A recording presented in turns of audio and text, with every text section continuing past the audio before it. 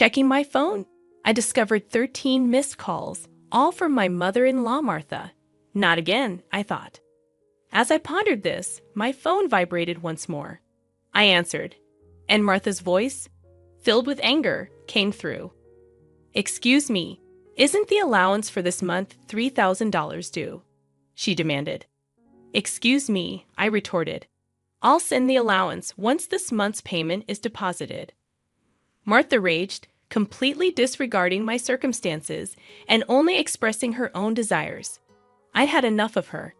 Even in this situation, she didn't reflect on her words and actions. I felt I had no choice but to resort to my last option. I pulled myself together and bled out to my phone. "Your son has passed away, so I can no longer send the allowance. My name is Jennifer Smith, 32 years old. I'm a busy working woman at a major financial firm and also a housewife." I continued, "I got married about 2 years ago. I met my beloved husband Mark through our shared hobbies. He was kind to everyone, and I was attracted to his warm smile, quickly developing feelings for him. Apparently, he felt the same way, and after dating for a year, we immediately got engaged.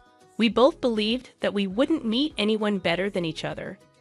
We were living together while dating, and without any major quarrels, we decided to marry. Everything went smoothly for us, but here's where a problem arose. Martha, my mother-in-law. My father-in-law had passed away a few years ago, and since Mark didn't have any siblings, his only family was Martha. The trouble started when I first visited her home to introduce myself before our wedding. "Nice to meet you, Martha," I said, trying to be polite. She clearly showed a displeased expression. "So, you're Mark's fan, huh?" she said. "Yes, my name is Jennifer Miller." "You're a rather plain girl. I wonder what Mark sees in you," she remarked. I couldn't tell if she was joking or seriously meant what she said. Having such words directed at me by the mother of my loved one, I was quite shocked. Seeing my state, Mark frowned at Martha. "Hey, Mom, what's with the sudden harsh words? How can you say such things to the person I chose?" Mark questioned. "No, Mark. I'm just trying to choose a suitable woman for you," she replied. "Choose? I'm the one who chose her. You have no right to meddle. Don't say it in such a cold way. I'm just telling the truth because I care about you. If you were really thinking of me, you'd simply support us. Why can't you understand such a simple thing?" The air turned heavy as an argument unfolded between mother and son right before my eyes. Given that this was my first meeting with Martha, I wasn't in a position to intervene. Although the atmosphere remained awkward, we ultimately managed to express our intent to marry.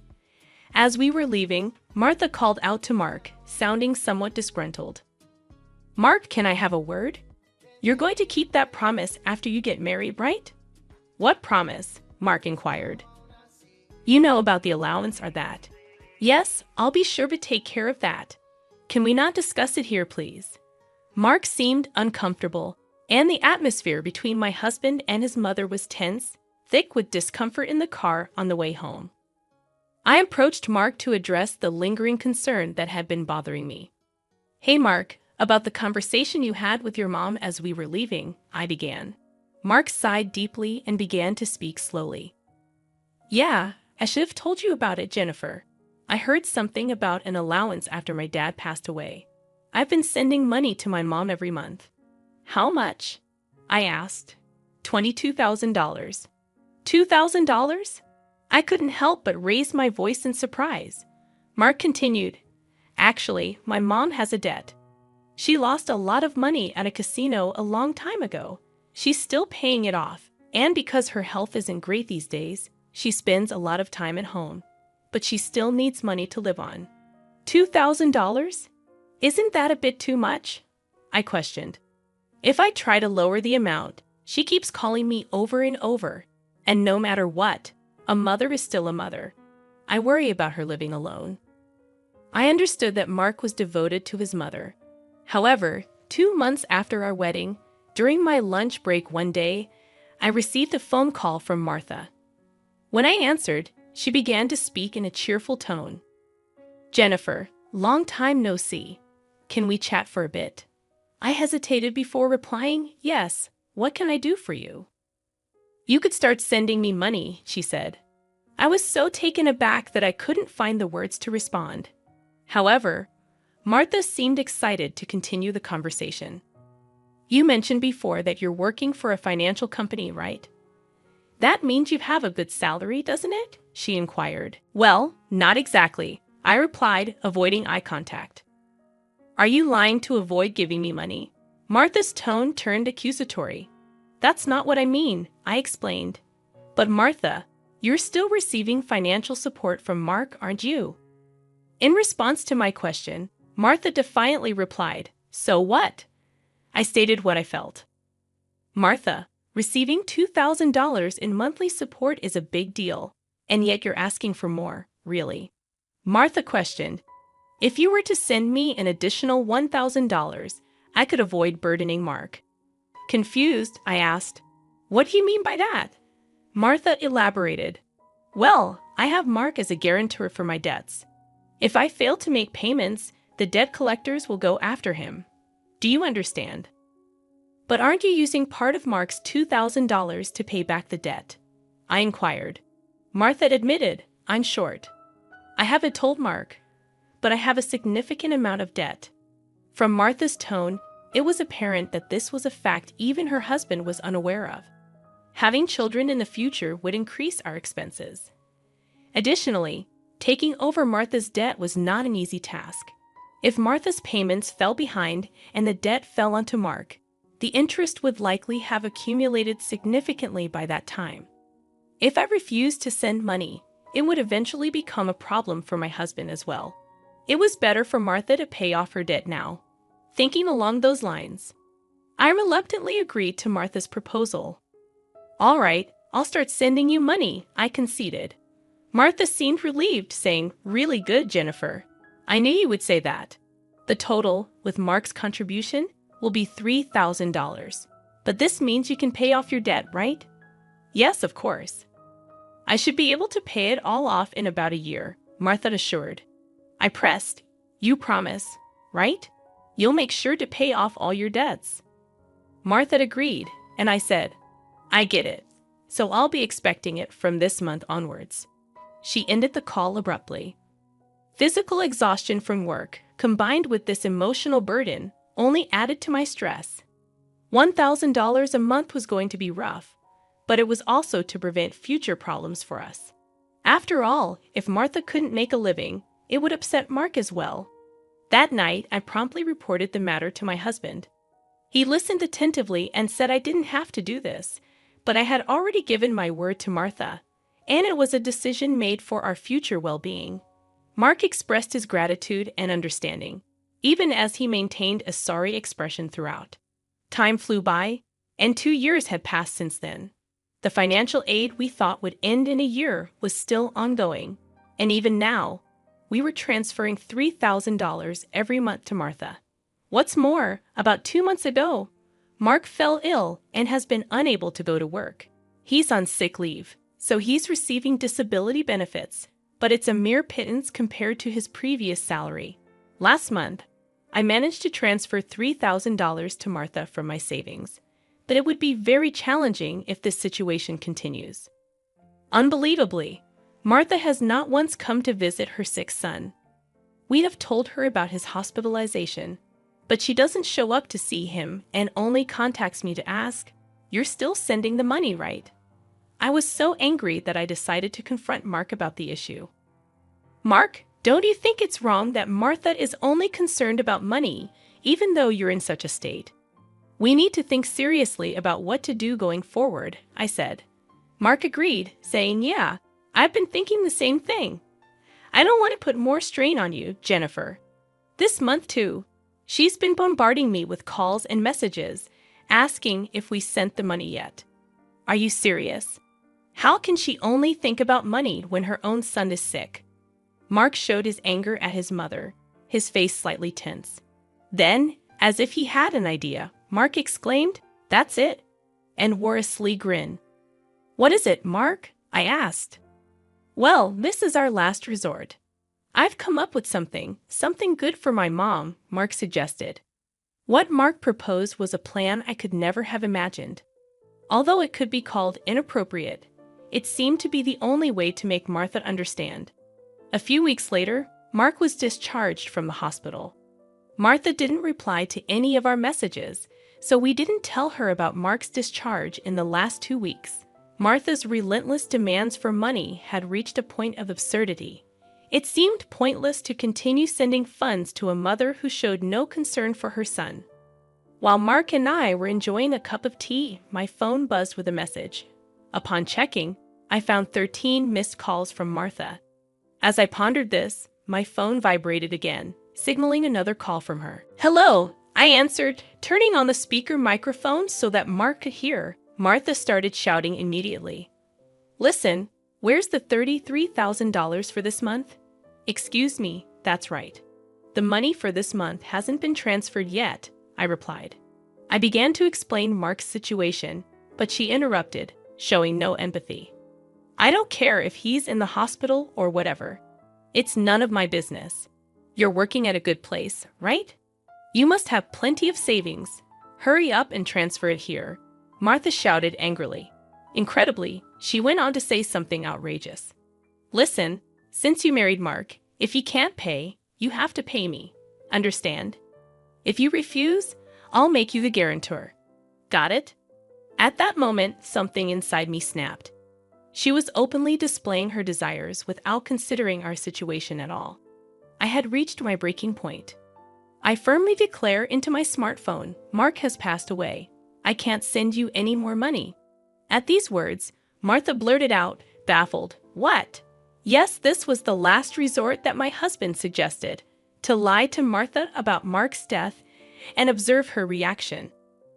If she showed any sign of sadness, if she reflected on her behavior and apologized, we would continue to support her financially. But if she didn't reflect, if she demanded money, we would cut ties completely. Deep down, I thought that even a money-grubbing woman like Martha would deeply reflect on her actions if she were told that her own son had died. However, the very next moment, Martha burst into loud laughter. "Yay, what's so funny?" I asked. "Well, isn't it obvious? If Mark is dead, that means his inheritance will be distributed to me too. Excuse me, I've been looking into it since I heard that Mark was sick. Listen here, 2/3 of Mark's assets are yours, but 1/3 is mine." I was at a loss for words. I never thought that when she first heard her son was sick, she wouldn't look into treatment, but rather into how the inheritance would be divided. My anger surpassed. I was simply dumbfounded, and my husband appeared to feel the same way.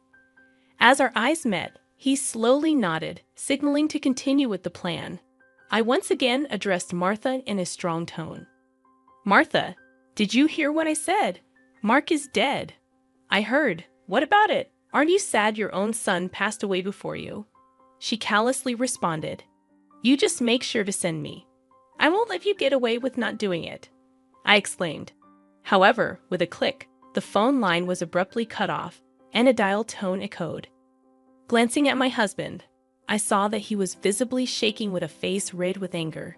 "Mark, are you okay?" I asked. My husband looked into my eyes and said, "I'm cutting ties with her. She'll likely come here eventually, demanding my money. Let's wait until then, okay?" "But are you really okay with this? Cutting off ties just like that?" I inquired. "Yeah, I have no regrets.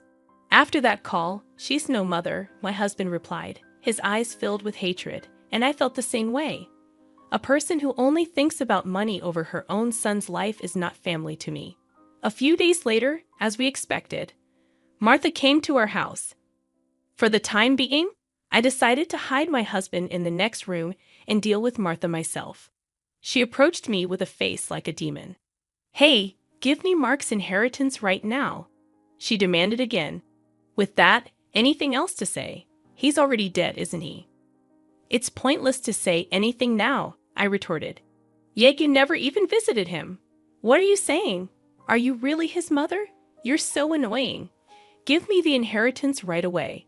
I don't mind dating a lawyer," Martha persisted. Speaking more would be a waste of time, I thought.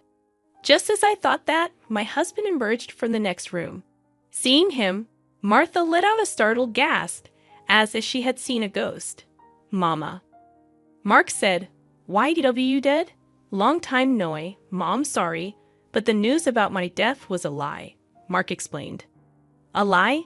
How could you be so disrespectful?" Martha responded. "I wanted to confirm your true nature, Mom. I was curious about how you'd handle the allowance if your son died. But you turned out to be a gold digger, just as I suspected." "I got that perfectly," I added. "What? How dare you call your mother a gold digger?" Martha protested. "Silence. I'm cutting ties with a toxic parent like you," Mark shouted. Martha's mouth was agape at my husband's angry shouts. She could not come to terms with the fact that her own son was severing ties with her. "What? What does this mean, Mark?" she stammered. "It means exactly what I said. I can't consider someone like you as my mother. No way." "What about the allowance?" Martha asked, panicked. "Do you really think I would? You're on your own with the debts." "We're moving," Mark said firmly. "Wait, please. If you do that, what about my living expenses?" Martha tearfully pleaded, reaching out to my husband. He forcefully shook off her hand, looked at her coldly, and said, "I don't care about your living expenses. You have been living off us without even a single apology. I really understand your despicable nature now. Don't you dare show up in front of us again." "No, wait, Mark," Martha called out as my husband grabbed her arm and dragged her to the front door. He threw her shoes and bag outside and chased Martha out of the house. She made a fuss outside for a while but disappeared after a bit, perhaps unable to withstand the eyes of the neighbors. She tried contacting us multiple times, but we ignored all of her attempts. We set Martha's number to be automatically rejected, and we finished moving. Regarding the matter of co-signing for the debts, it became invalid since Martha had made Mark the co-signer without his consent, and therefore he was not responsible. Without the allowance from us, Martha seems to be leading a miserable life. It's only natural, as she had been using the allowance for her gambling habits instead of paying off her debts. She still has a mountain of debts and is chased by debt collectors every day. She can't gamble anymore and seems to be working from dawn to dusk. For the foreseeable future, it's unlikely that she will be able to pay off her debts completely. She will have to keep working until she is unable to move. This is entirely her own doing. As for us, we are spending fulfilling days in our new home. My husband's condition has stabilized, and he has returned to work. After some time, there's a new life growing in my belly. We're going to have an additional member in our family next year. From now on, we want to spend happy days as a family of 3.